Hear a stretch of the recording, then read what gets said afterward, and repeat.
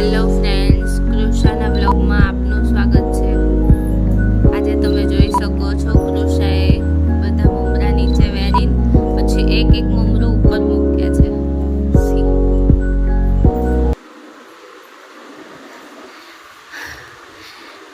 Is very busy, she is very busy, sorry।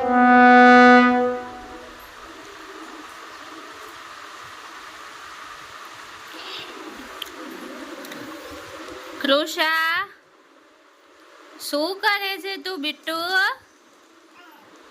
શું કરે છે? શું કર્યું આ તે મમ્માનું કામ વધાર્યું ને?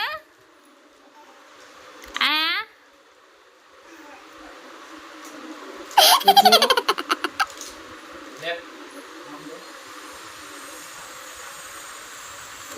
ચટોરીને બહારનું જ ખાવું હોય, આ ઘરનું બનાવેલું છે, આ શીરો છે પણ એને ખાવો નથી।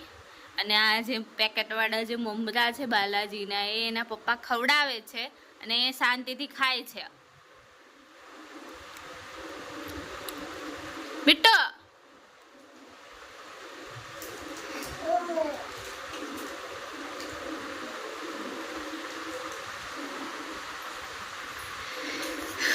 જેમ જેમ મોટી થાય છે હવે એમ તોફાન એમના વધતા જાય છે। એક જગ્યાએ તો બેસવાનું જ નથી જ્યાર સુધી સૂવે નહીં ત્યાર સુધી। ક્યારેક ક્યારેક તો ખુરશી નીચે બેસી જાય છે।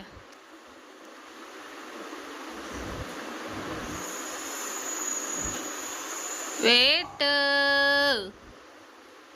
શું કરે છે મારો દીકો? એ દીકી જો આવી રીતે 50 વાર ઉઠક બેઠક કરીને એક એક મમરો ઉપર મૂકે છે, તમે જોઈ શકો છો। સારું બને કસરત થાય।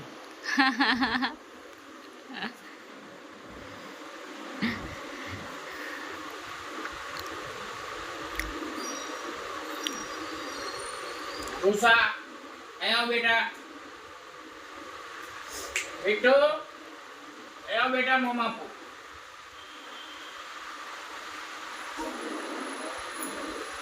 આયો।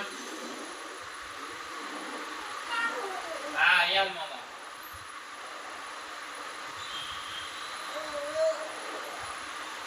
જો આ જો ઉષા,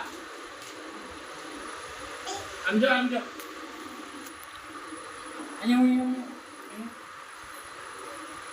આઈ જોયું? અત્યારે હવે શીરો ખવડાવી દેવાનો છે। ખવડાવો તો, શીરો ખવડાવો।